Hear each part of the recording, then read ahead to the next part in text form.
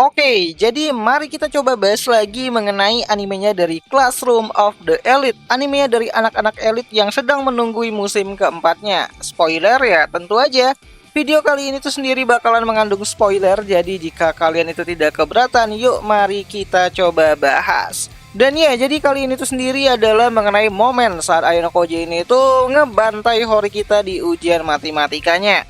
Dimana hal ini itu sendiri adalah bentuk dari balasannya si Ayano Koji ya atas ketidakpercayaannya si Hori kita dan meremehkannya di akhir musim ketiganya kemarin. Ya, jadi hal ini tuh berlangsung di bagian akhir untuk volume pertama pada tahun keduanya. Atau bisa juga kejadian itu sendiri akan terjadi pada awal-awal musim keempatnya nanti. Dimana pada tanggal 1 Mei, ujian tertulis dilaksanakan dengan penuh keseriusan. Dimana setelah beberapa jam waktu yang dihabiskan ya untuk menyelesaikan ujian tersebut bagi Ayano dan juga teman-teman satu kelasnya, Cabashira Sensei akhirnya mulai langsung memberikan hasil dari ujian tersebut. Ya, jadi kali ini tuh sendiri hasil ujiannya akan langsung dikirimkan melalui tablet yang ada di meja setiap siswa masing-masing. Dimana saat semua siswa pada sibuk dengan memeriksa nilai mereka itu masing-masing, namun tidak dengan si Ayano Koji. Dimana Ayano Koji sudah tahu hasilnya tanpa harus melihat informasi yang ada di dalam tabletnya.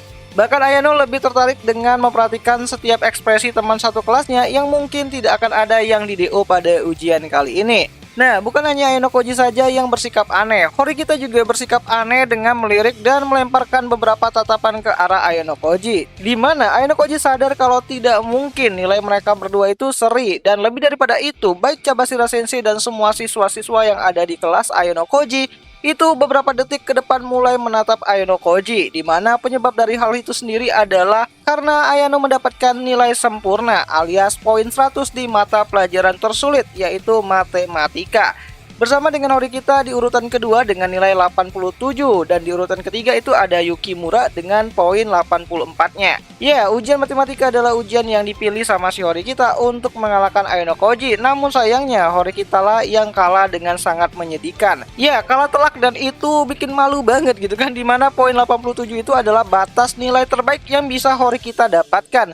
Sedangkan bagi Ayano Koji nilai 100 yang ia dapatkan adalah batas dari tertinggi yang bisa soal itu berikan kepada dirinya. Membeku abangku. Nah, sebenarnya hanya ujian matematika aja yang Ayano ini tuh dapatkan untuk nilai 100-nya karena emang menjadi mata pelajaran yang ditaruhkan oleh si Hori kita, sedangkan untuk mata pelajaran yang lainnya itu nilai Ayano tuh berada di ambang angka 70-an. Ya, Ayano hanya ingin menonjol di satu ujian matematika saja untuk saat ini.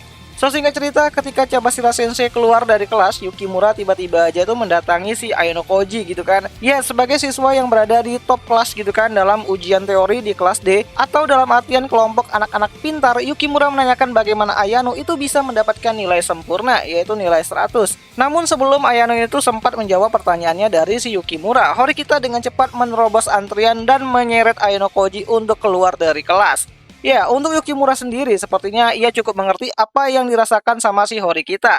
Sedangkan untuk Sudo dan Kei hanya bisa terdiam, di mana Sudo yang melihat konflik Ayano dengan Hosen sebelumnya mulai mengerti sesuatu yang selama ini menjadi alasan kenapa kedekatan Hori kita dan Ayano Koji ini tuh terjadi di awal-awal tahun pertamanya. Sedangkan untuk Sakura sendiri ya, Sakura cuma bisa diam aja gitu kan karena Ayang Bebnya itu mulai jadi sorotan di kelas itu sendiri. So, singkat cerita, Ayano dan Hori kita pun akhirnya mulai membicarakan mengenai perjanjian mereka setelah mereka itu keluar dari kelas dan tidak ada orang yang menguping pembicaraan mereka. Di mana Hori kita mengatakan kalau ia sudah melakukan yang terbaik untuk menang, namun hasilnya Ayano memang di luar nalar untuk ukuran anak SMA. Ya, Ayano awalnya juga menawarkan kepada si Hori kita untuk bertanding ulang atau tidak gitu kan. Ya, mau tanding ulang atau enggak nih gitu kan, atau udah yakin nih aku yang menang gitu kan. Mungkin seperti itu anggapannya dari si Ayano Koji. Namun ya di sini Hori kita sudah mulai paham lah gitu kan kalau kemampuan Ayano Koji ini tuh memang sulit untuk dikendalikan dan mulai mengakui kalau dirinya itu lebih bodoh daripada si Ayano Koji. Yang di sini Hori kita juga meminta maaf karena telah meragukan kemampuannya dari si Ayano Koji. Dan saat si Hori kita ini tuh ingin mengatakan soal masuk ke dalam OSIS sebagai bentuk perjanjian mereka sebelumnya, tiba-tiba saja Cabashira Sensei datang untuk membawa Ayano Koji menemui si Tsukishiro. Ya, di sini Cabashira juga mengatakan kalau ternyata ada perubahan dari sikapnya Ayano Koji yang sekarang ini tuh tidak menahan dirinya lagi. Oh ya, untuk pembicaraan mengenai kenapa si Aino Koji ini tuh dipanggil sama si Tsukishiro. Dimana hal itu ya berkaitan dengan Aino Koji ini tuh yang mendapatkan nilai 100 dan juga ingin mengetahui apakah Aino Koji ini tuh udah tahu rencana dirinya yang menyusupkan anak-anak dari White Room ke sekolah elit tersebut. Oh ya, di sini Horikita yang melihat si Cabashira Sensei itu datang gitu kan, langsung yang namanya itu pergilah gitu kan, cabut dari sana karena tidak ingin pembicaraan mereka dan juga janjinya kepada si Aino Koji itu didengar sama orang lain, walaupun itu adalah Cabashira Sensei itu sendiri. Ya, sekali lagi urusan Cabashira Sensei membawa Ayano untuk menemui Tsukishiro adalah salah satu bentuk akibat ya Ayano ini tuh melakukan sesuatu yang sangat di luar dugaan gitu kan, dengan memperoleh nilai 100 di ujian matematika. Dimana bukan hanya anak-anak kelas D aja atau Horikita aja, kabar Ayano yang mendapatkan nilai 100 juga sudah didengar oleh beberapa orang di sekolah elit tersebut. Ya, informasi seperti itu mudah banget tersebar gitu kan di sekolah elit.